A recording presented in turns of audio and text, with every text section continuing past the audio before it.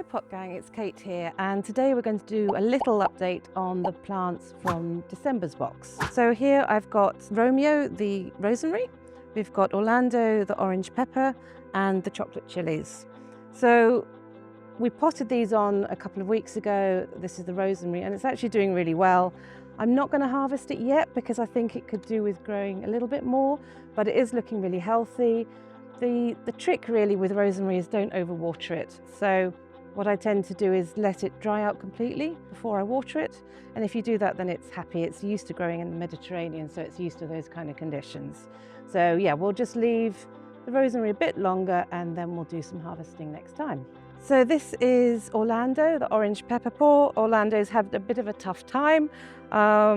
It's had some snail damage, it's had some nibblings, and also it got a bit clobbered by the frost. I think I put it out too early and I didn't harden it off properly. So you do have to be a bit careful, but it just goes to show, even if they do get a bit nobbled, they can come back. So hopefully we'll still get some peppers later on in the season.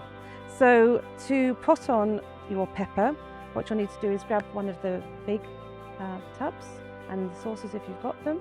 I've already pre-filled this one, so again, just up to that rim. And just make sure you break up any big clumps of compost so it's nice and clump free. And what I've done with this one, just to check I've got the right depth, if you take your pot and just make a bit of an indentation with your pot, then you can scoop out a bit of compost if it's not deep enough, and vice versa. And it's just quite a good way of just measuring how deep your planting is. And what you want to do is plant up to that first set of leaves. Before we plant your pepper, we do just give the compost a bit of a water. Now the peppers don't like to be too wet, but they do like a damp start. So just give that a good old water before you put your plant in. He's a bit small. His roots are, I think, beginning to come down. So I think it's a good time to repot him. So we'll just gently ease him out of the pot. We want all that compost to come through. Hopefully it's going to work. So we just push them in gently. I think we can top up with a bit more compost. Now Orlando will be happy outside, but if you haven't hardened him off yet, so if he hasn't been outside yet, just take him out during the day so he gets used to it. Don't do what I did, which was leave him out a bit too soon because he won't like it. So if you just take him out during the day, bring him in the evening, and then after a couple of weeks he'll be perfectly happy in a sunny spot.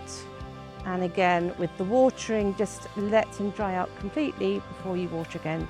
Another one that doesn't like to be overwatered. Just put the label on, and then we'll check back in again. Hopefully we'll start to see some flowers, and then we'll start to see some peppers. So now we're going to hand over to Candice, who will show you how to pot on your chocolate chilli. Thanks, Kate. Today I'm going to be repotting Kyra, the chocolate chilli. So she's in her small pot at the moment. So I need the larger pot, the saucer if you order them. And I'm going to start by filling this up with soil. Well, pot gangers, we're halfway through the year. And I'm still standing here in my coat and my hat, and it's blowing a gale. I'm breaking up the clumps as I go. I'm just going to see if Kyra's going to fit in there. Yes, I think that's just about right. So I want to ease her out now very gently. Trying not to touch her roots. There we go. There she is. Just turn her over. Come on, Kyra. The soil's very wet, so I'm not going to add any more water. If yours is dry, pop some water in. Can you see the wind blowing her over?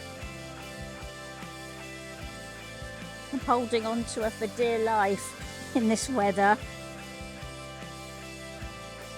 Pop that in there so I remember which one she is. There she is, already potted up.